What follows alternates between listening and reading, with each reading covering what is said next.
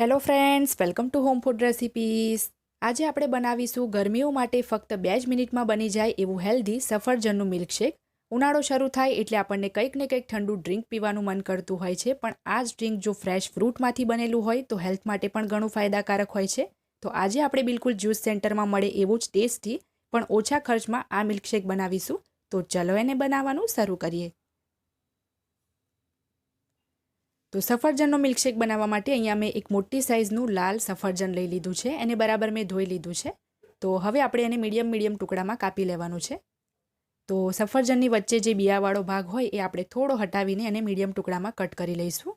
અને એની જે છાલ છે એ ઘણી ન્યુટ્રિશિયસ હોય છે, તો છાલ સાથે જ અહીંયા હું એને કાપું છું. જો તમને છાલ ના ગમતી હોય તો તમે છાલ કાઢીને પણ એને કટ કરી શકો છો. અને અહીંયા એક મોટી સાઇઝનું મેં સફરજન લીધું છે, એમાંથી એક મોટો ગ્લાસ મિલ્કશેક બની જશે. તો તમારે જેટલા ગ્લાસ મિલ્કશેક બનાવવા હોય એ હિસાબથી તમારે સફરજન લેવાના છે. બાળકો જો ડાયરેક્ટ કાપેલું સફરજન ખાવાનું પસંદ ના કરતું હોય તો તમે આ રીતે એને મિલ્કશેક બનાવીને ચોક્કસથી પાઈ શકો છો. દૂધ અને એપલ બંનેના એને પ્રોટીન, વિટામિન જે પણ હોય એ મળી જશે. તો સફરજન કટ કરી લીધા પછી હવે આપણે એને એક મિક્સર જારમાં એડ કરી દઈશું. હવે એમાં 2 ટેબલસ્પૂન જેટલી આપણે ખાંડ ઉમેરીશું. સફરજન મેં ચાખ્યું છે, એકદમ મીઠું છે, તો બસ 2 ટેબલસ્પૂન જ ખાંડ મેં એડ કરી છે.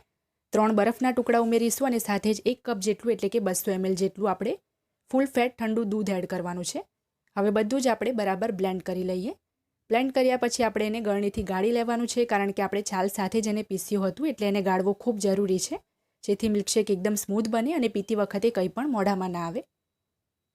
અને આની અંદર મેં ખાંડ એડ કરી છે. તમે ખાંડની જગ્યાએ મધ ઉમેરવા માંગો તો મધ પણ ઉમેરી શકો છો, 1 ટેબલસ્પૂન જેટલું. તો આ આપણું એકદમ હેલ્ધી અને ટેસ્ટી ફક્ત 2 જ મિનિટમાં સફરજનનો મિલ્કશેક રેડી થઈ ગયો છે. તો આને આપણે ગ્લાસમાં સર્વ કરી લઈએ. રોજ એક સફરજન ખાવાથી શરીરમાં જે રોગપ્રતિકારક શક્તિ હોય એ વધે છે, હાડકાં મજબૂત થાય છે અને લોહીની કમી પણ દૂર થાય છે. તો બાળકોને તો આ મિલ્કશેક તમારે ચોક્કસથી બનાવીને પીવડાવવો જોઈએ. તો ગાર્નિશિંગમાં થોડા ઝીણા સમારેલા બદામ, થોડા સફરજનના ટુકડા અને પિસ્તાથી આપણે એને ગાર્નિશ કરી લઈએ. તો તમે પણ આ ઉનાળામાં આ રેસીપી ટ્રાય કરવાનું બિલકુલ પણ ના ભૂલતા.